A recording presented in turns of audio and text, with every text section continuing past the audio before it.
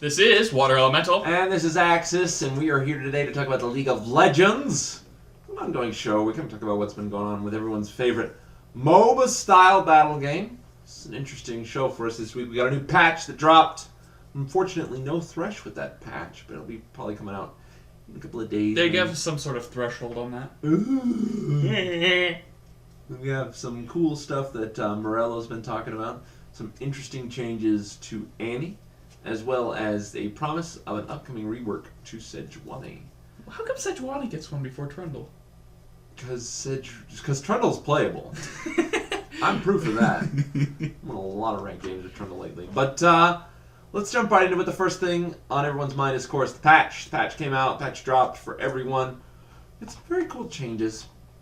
Of course, the biggest things were Evelynn, Katarina, Lee Sin, and Talon nerfs, buffs to Rengar and Diana, and a big change to way certain cone attacks work, namely Cho'Gath, Annie, Mordekaiser. They made it so that way the cone is rooted to the character model. This makes it so that way it's easier to land abilities in quick succession. Previously, you would set the cone anywhere on the map, and they would move to cast at that location. This made it a little bit difficult to get certain combos off because your character might try and run forward and cast. And sometimes it just kind of wouldn't go off. And that's one thing that always was kind of confusing. But as I talk to people about this thing, they notice that they're not fiddling around trying to get the cone to work on certain champions. Like Mordekaiser was a huge, offender to, okay, I need you to cast the cone. What are you doing? Because you'd run in, you'd Mace of Spades, and you'd immediately try and cone afterwards, or cone before. And you'd kind of fidget around, and you wouldn't cast until the guy's out of the range, and you'd be like, oh, he's gone now. It was kind of a drag. But that's all fixed up now. A couple of changes to the jungle on Summoner's Rift. Some of the main minions got more health, and also give more gold. Another big change to Twisted Treeline is they removed the Speed Shrine and replaced it with a Speed Relic. It gives a small amount of health and resources and gives you a movement speed burst. This is interesting mostly because it changes the dynamic of the game. You no longer go through the middle for a turbo boost, and the jungler tries to come through mid to gank your lane. You can actually see when the relic disappears. So it's actually kind of like a backwards ward. I'm curious to see whether they'll change this or not. That is very interesting. Speaking of wards, they did bring back the ward icons on the map. Yes, they did. They also put in the recall animations. The recall animations. Swirly whirlies. What did we call that last week? We said it was something completely different, but we said, I don't know what this blue swirling thing is. It's Windows loading. Hold on, iTunes is updating. But no, I'm so glad that they added that recall animation, because it's going to cut back on the, oh, I thought you were here. No, I was recalling. You can see the... Look at your map, dude. You can even see when enemies are recalling. That's pretty hilarious. It's got the little red. It's got the evil swirls. But I'm happy to see where wards are, what site wards are. At first you'd think, well, that's not really handy unless you're a support like me and you want to know what type of wards is where. It's really helpful. Maybe at some point they'll add a timer for the wards as well, so you can just do a quick reference to the map and say, okay, this one has X minutes on it. This one has. Well, I'm already in the habit of clicking on where wards are, checking on them. Mm-hmm. So, alright. But still, it's very handy. I'm glad to see that there. Tells the difference between what are niche traps, Teemo mushrooms, shadow boxes, traps, all sorts of things. But nothing major for this patch. I mean, they changed up Cage's Lucky Pick can build into. Oh yeah, no, they changed Ancient. Yeah, they made it. It's one of the big things they did with Avarice Blade is they made it so that way it's a good pickup because it builds into a dozen different things. And they're doing the same thing for Kage's. It's Cage's. Kage's Lucky Pick? You're not saying it right! Shut up. Whatever, I get it on Catalan all the time. Catriona as well. Catriona also got a move speed nerf in case we didn't talk about it. But that's really it for major stuff. We were waiting for Thresh. Unfortunately, it didn't come out. It's still getting tested. But we just got a bunch of V bug fixes. A lot of V bug fixes. I've actually seen her have a lot of bugs, even after the patch. So, well, at least they're fixing it. Yeah. I mean, V does stand for venerable. I thought it stood for violent. Moving on to some other stuff, Annie got a visual update, which not this patch, but next patch. Yeah, they announced it. It's official, and a lot of people were complaining about how Annie got the visual update and not other characters. But Annie's been one of the first characters in the game, and I think it's about time that they start updating some of their models, and I kind of agree. But here's a list of things people were complaining about the Annie update. First off, all her skins got updated. A lot of people were worried about that, and a lot of her other skins got some really good looks to them. The Goth Annie has that cool purple flame. Yeah, and what is it? Prom Annie. The Tibbers has a nice hat on him now and stuff like that, which is pretty funny. They are aware of other things. What I really love is everybody's complaining that Tibbers had stitches. He has stitches now. He's always had stitches. Like people are complaining about the stupidest things. I've seen people complaining about the fact that there's no more panty shots. Pantos! One of the big things I was kind of bummed out is that they didn't update her age. League's been out for, 3 or 4 years now? We were talking about that. We've heard, rumors about her getting, a teen model in some skins. Well, yeah, no, it would be interesting. Not even a teen model, but, how old is she in the lore? I forget. She's, 9? But it'd be interesting if she was 3 or 4 years older than she was after the launch of it. You know, we could see Tibbers kind of changing with her attitude and stuff like that. That'd be kind of cute. But, I guess not. But we'll see how it goes. She reaches her 20s and then BDSM Tibber comes out. The main thing that people were worried about is it is the same voice actor. They didn't hire a new one, but we'll see if it changes her tone or not. Moving on to the next big item, they have also promised a Sejuani update with this next patch. It's going to be on the PBE soon. I'm excited. A lot of people are saying, "What about Trundle, Karma?" You've already mentioned that they are playable. Yeah, Trundle and Karma are playable. Sejuani is pretty bad. I mean, I can do well with her, but you gotta get really lucky. I gotta get lucky, and I gotta put a lot of effort.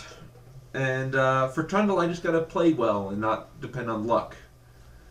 Karma does extremely well late game, so there's not a whole lot of reason to complain about that. She's great, but Sejuani, you just don't do anything. But hopefully, I can't wait to see what comes out with that. There have been huge threads about Sejuani, and we'll see how it turns out.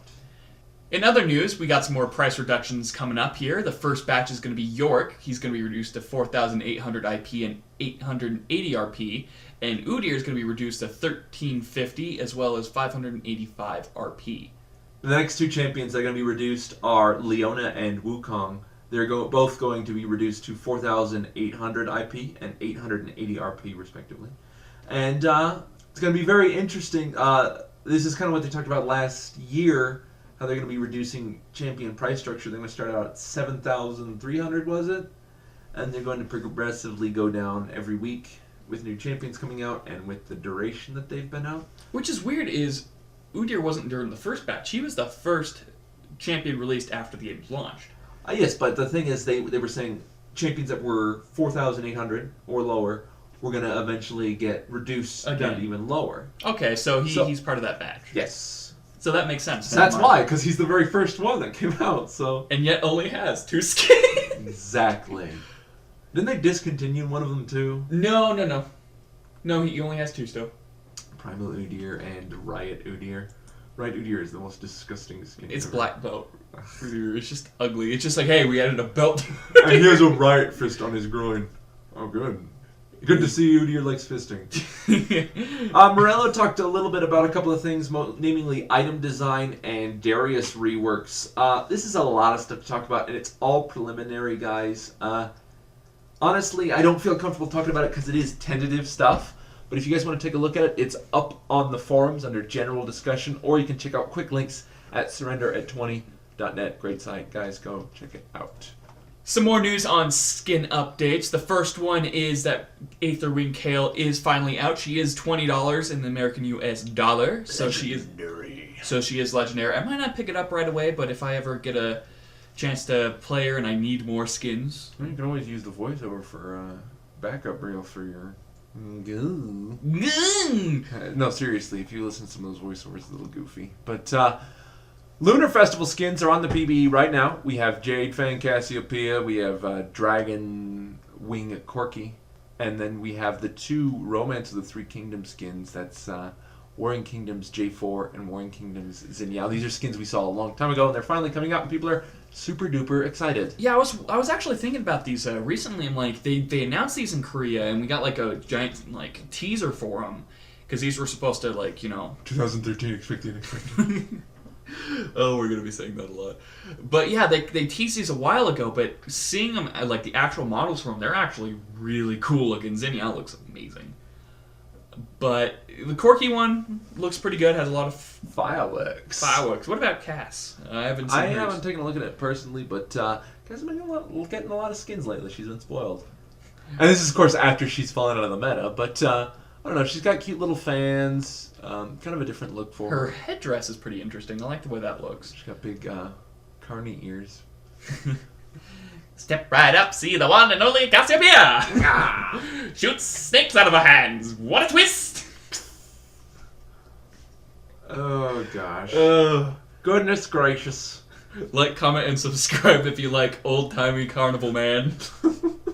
Please do! Yes! Well, that's really it for official news this week, guys. Like we said, Thresh unfortunately hasn't come out, but hopefully we'll be able to talk about him next week. Gives me more time to evaluate him.